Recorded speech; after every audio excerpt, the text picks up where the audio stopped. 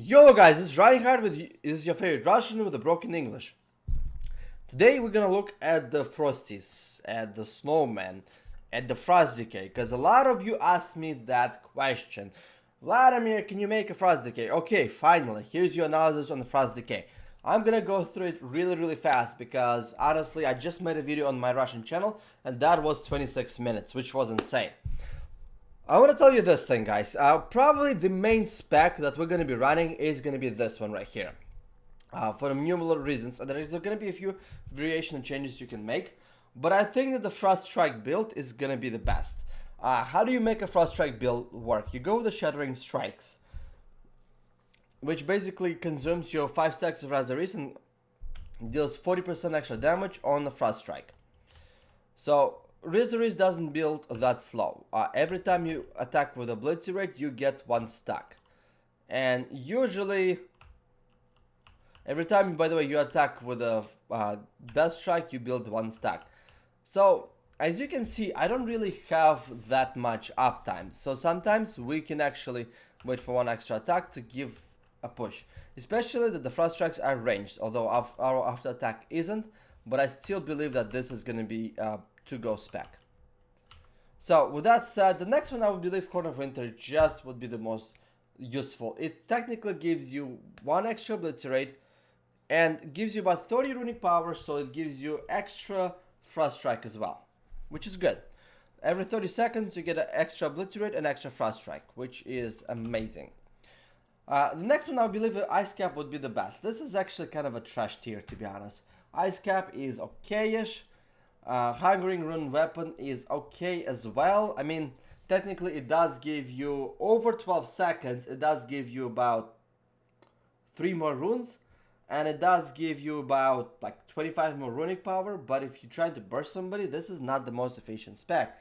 And because it has a 30-minute cooldown, that you think about it, should you waste a talent for extra, I'm not joking, 3 runes, 25 runic power over spam of 3 minutes? Like, what?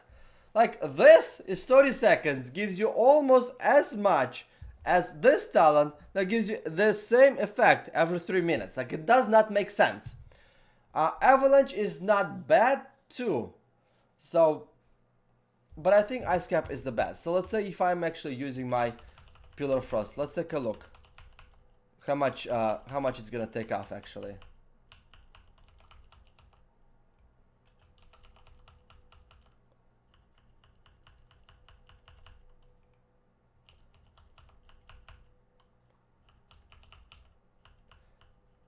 So it did take about 10 seconds, and I DPS'd only for like 20 seconds. So it actually pretty good. So I like Ice Cap actually the most, because the less cooldown on our Pillar of Frost, the better. Here it's between the Winter of Coming and Blinding Sheet. We have plenty of slows already.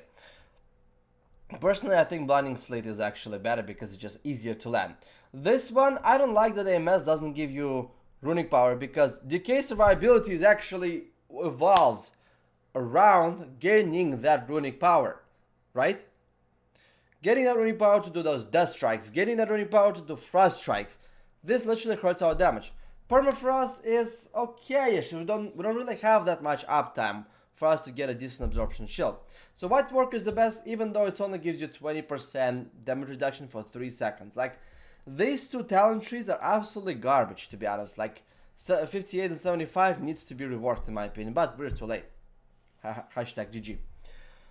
The next one, I believe, the Frost Skies is just does not simply work. Because if you go with the Shattering Strikes to increase your Frost Strike damage, then the Frost Sky basically kind of does less damage, because technically you're consuming those Razaris stacks, right?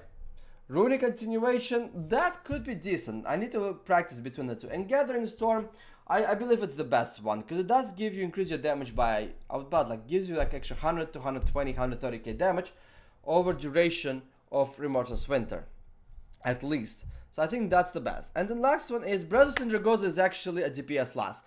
The max I got a Breath of Sindragosa is about 54,000 so far, where 1 Frost Strike does about 140,000. 2 ticks of Breath of Sindragosa equals to 1 Frost Strike. It's a 2-minute cooldown. yes, you can be hitting Obliterate in the middle of Breath of Sindragosa, but technically speaking, it's not the best for your sustained damage. So it could be good burst. I need to test it out more, but I'm not sure. Glacial Advance could be used maybe potentially against like a melee cleaves, because it does do a really nice damage. Like it does hit for a good amount. But I think Obliteration just steals the show here because it's just so freaking awesome. So let me show you. So, I mean, I guess you already saw it, but... So you pretty much alternate and you get so much hits. Like, look at this. Like, Jesus Christ, man. So you, like, this gives you so much burst. Better, I think, than even Breath of Sindragosa. Almost on par with it. But it has a lower cooldown and doesn't even hamper your Frost Strike damage. So, now here, if we go for the Frost Strike damage, we go for the Tundra Stalker, my friend. Tundra Stalker is the best. Because your Immortal's Winter gives a snare. Your Chin of Ice give a snare. And automatically your Frost Strike start doing 25% more damage. If you're playing with the other class that can root, then Tundra Stalker is gonna be just deadly. Now, think about it this way. 40% extra damage here, 25% extra damage here. 40 plus 25 equals to 75. Wait, what? Yes, that's how mathematics works in World of Warcraft. How? Well, let's say if you do 100k damage with your Frost Strikes, 40% on top of it is 140. 25% on top of 140k is 175. 175 from 100 is 75% DPS increase. The other way you can calculate it is 40%. 40% times 25% is 10%, 40 plus 10% is 50%, plus 25% on top of it. I know mathematics does not make a lot of sense, so we're ending up at the 75% right over here. Freaking amazing. The last thing is we have is a Chill Strike. Is the best here. The Killing Machine is garbage. Like every 45 seconds. Like what? However, the only thing I have with this one, and this could be actually true, if Killing Machine is also procced by Obliteration, and if it does, then this could be extremely overpowered. But Chill Strike by on its own is freaking amazing. It does 12% of the HP, right? It bounces to the next target and bounces to the target back. So you have two targets together. We have 1, 2, 3, 4, 5. This will get hit with a 3 stacks. So he will lose 36% of their HP. Then once you have all your shit up, you blow out Sindragosa that does about 900k damage, but in PvP only does 40% of that damage. So it hits for 360k. All of a sudden, 36% out of 2 million, it's 720,000 damage. Plus 350,000 on top of it.